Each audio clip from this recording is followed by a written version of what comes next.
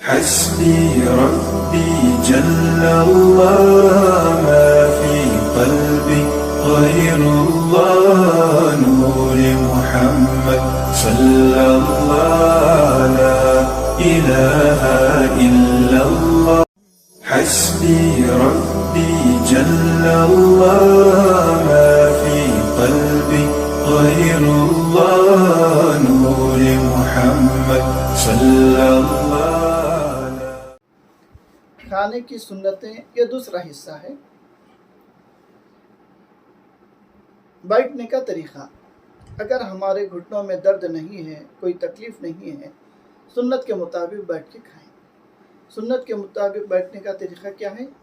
دیکھیے، یہ حدیث پاک ہے مسلم شریف کی، عن انس بن مالک رضی اللہ تعالیٰ عنہ قال، حضرت انس بن مالک رضی اللہ تعالیٰ عنہ صحابی رسول سے روایت ہے، آپ فرمائیں رأیت النبی صلی اللہ علیہ وسلم مقعیا یأکل تمرا، میرے نبی کریم صلی اللہ علیہ وسلم کو دیکھا آپ مقعیا، یہ ہے الاقعاء سے ہے مقعیا، حالت اقعاء میں بیٹھ کر کھجور پاک کھا رہے تھے حضور علیہ الصلوۃ والسلام۔ یہ مقعیا کے معنی کیا ہے، اس کی تشریح کیا ہے؟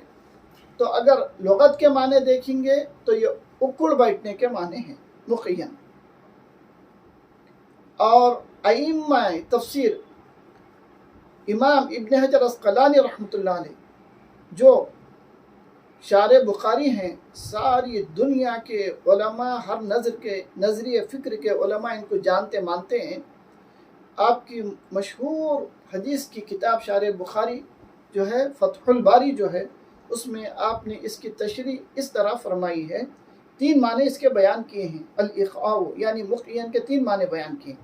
ایک معنی یہ ہے ان ينصب قدمیہ ویجلس علی عقبیہ، یعنی اپنے دونوں قدموں کو کھڑا کریں اور پچھلے حصے پہ بیٹھ جائیں، ویجلس علی عقبیہ یعنی کلوں پہ بیٹھ جائیں، کلوں۔ تو یہ ہوا اکھڑ بیٹھنا۔ تو ایک تشریح کیے ہیں پہلی، یعنی اکھڑ بیٹھ کے جو کھانا ہے یہ بھی سنت ہے۔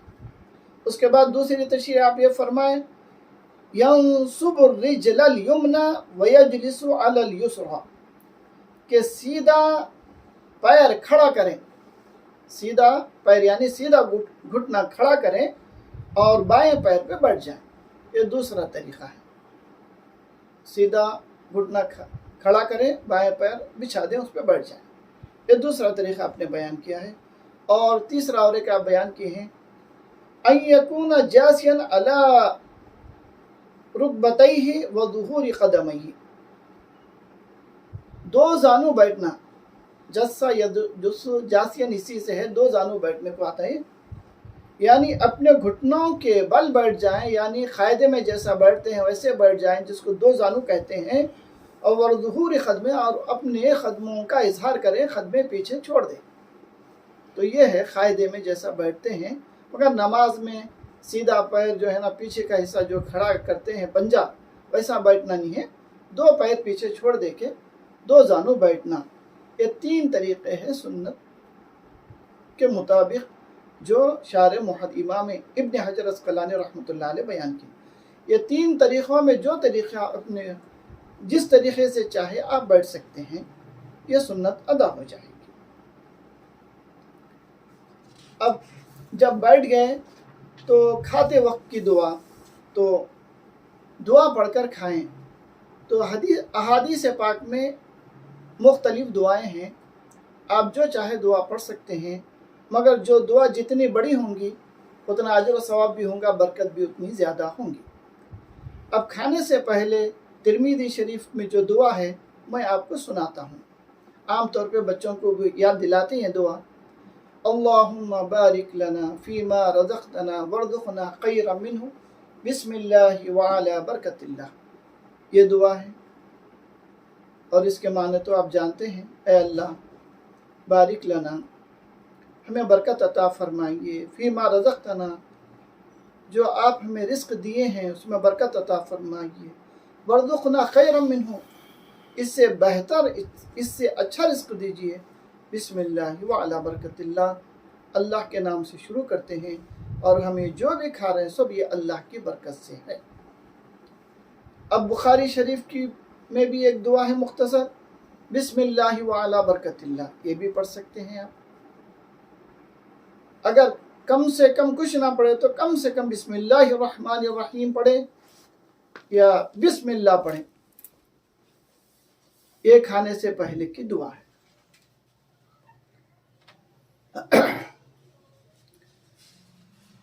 اب کھانا کیسے کھائیں؟ دیکھیے، اب کھانے کا جو طریقہ ہے، سنت طریقہ، جو چیز ٹھوس ہو پکڑ سکتے ہو، جیسے روٹی ہے، ڈبل روٹی ہے، 3 انگلیوں سے کھائیں، یہ سنت ہے۔ اب جو سی کھانا ہے 3 انگلیوں سے نہیں کھا سکتے، کوئی پتلی چیز ہے 3 انگلیوں سے نہیں کھا سکتے، 5 انگلیوں کا استعمال کریں۔ 3 انگلیوں سے کھانا سنت ہے۔ یہ کس حدیث سے ثابت ہے؟ دیکھیے، یہ حدیث پاک ہے مسلم شریف کی۔ حدیث پاک یہ ہے، اب اس حدیث پاک سے پہلے 3 انگلیوں سے کھائیں تو ان کعب بن مالک رضی اللہ تعالیٰ عنہ قال کان رسول اللہ صلی اللہ علیہ وسلم یأکل بثلاث اصابع۔ کعب بن مالک رضی اللہ تعالیٰ عنہ سے روایت ہے کہ آپ نے فرمایا کہ حضور علیہ السلام یأکل بثلاث اصابع، 3 انگلیوں سے کھایا کرتے تھے۔ ویلعق یدہ قبل ان یمسحها، مسح یمسح ان یمسحها، اور اپنے کھانے کے بعد اپنے انگلیوں کو چاٹ لیتے پوچھنے سے پہلے۔ تو اس حدیث پاک سے بیان کرنا یہ مقصد ہے کہ حضور علیہ السلام یأکل بثلاث اصابع، 3 انگلیوں سے کھاتے۔ تو اس بات کا ہم اہتمام کریں کہ جب ہم روٹی کھائیں، کوئی ٹھوس چیز کھائیں تو 3 انگلیوں کا استعمال کریں، کم سے کم سنت ادا ہو جائے۔ یا کوئی پتلی چیز ہے، کھانا ہے، دیگر پتلی چیز ہے جو 3 انگلیوں سے پکڑی نہیں جاتی، تو اس کے لیے 5 انگلیوں کا بھی استعمال کر لیں، کوئی مذائقہ نہیں۔ جب ہم کھائیں تو سیدھے ہاتھ سے کھائیں، کوئی بھی چیز کھائیں پیئے تو سیدھے ہاتھ کا استعمال کریں، کیونکہ بائیں ہاتھ سے کھانا پینا یہ شیطان کا طریقہ ہے۔ حضور علیہ السلام اس سے منع فرمائے ہیں۔ اب اس کی حدیث دیکھیے، حدیث کی روشنی میں کھانے کا طریقہ بیان کیا جا رہا ہے۔ عن ابن عمر رضی اللہ تعالیٰ عنہ قال، حضرت عبداللہ بن عمر رضی اللہ تعالیٰ عنہ صحابی رسول سے روایت ہے، آپ فرمائیں قال رسول اللہ صلی اللہ علیہ وسلم، کہ حضور علیہ السلام کا ارشاد مبارک ہے، لا یأکلن احدکم بشمالہ ولا یشربن بها، ہرگز تم میں سے کوئی بائیں ہاتھ سے کھائے نہ بائیں ہاتھ سے پیے، یعنی الٹے ہاتھ سے۔ حضور صلی اللہ علیہ وسلم سختی سے منائیں، تاکید کے ساتھ، لا یأکلن، تاکیدی جملہ ہے، تاکیدی فعل ہے کہ ہرگز تم میں سے کوئی بھی بشمالی، بائیں ہاتھ سے نہ کھائیں، ولا یشربن بها، نہ بائیں ہاتھ سے پیے۔ فإن الشیطان یأکل بشمالہ ویشرب بها، کیونکہ شیطان بائیں ہاتھ سے کھاتا ہے، بائیں ہاتھ سے پیتا ہے۔ یہ ہے مسلم شریف کی حدیث۔ اور ایک آپ ہی سے روایت ہے حضرت عبداللہ بن عمر رضی اللہ تعالیٰ عنہما سے کہ حضور علیہ السلام کا ارشاد مبارک ہے، یہ حدیث بھی مسلم شریف کی ہے، اذا اکل احدکم فلیأکل بیمینہ، تم میں سے جب کوئی کھائے تو فلیأکل بیمینہ، سیدھے ہاتھ سے کھائے، وَإِذَا شَرِبَ فَلْيَشْرَبْ بِيَمِينِهِ، جب پیے تو سیدھے ہاتھ سے پیے۔ رواہ مسلم، یہ مسلم شریف کی حدیث پاک ہے۔ تو اس حدیث پاک سے ہمیں معلوم ہوا کہ ہم کوئی بھی چیز کھائیں تو سیدھے ہاتھ سے کھائیں، کوئی بھی چیز پئیں سیدھے ہاتھ سے پئیں، کیونکہ آپ غور فرمائیے، بہت سارے ہمارے مسلمان بھائی جب ہوٹلوں میں چائے پیتے ہیں، کوئی چیز پیتے ہیں، بہت سارے مسلمان بھائی ایسے ملیں گے کہ جو بائیں ہاتھ سے پانی پیتے ہیں، بائیں ہاتھ سے چائے پیتے ہیں، دیگر چیزیں بائیں ہاتھ سے پیتے ہیں۔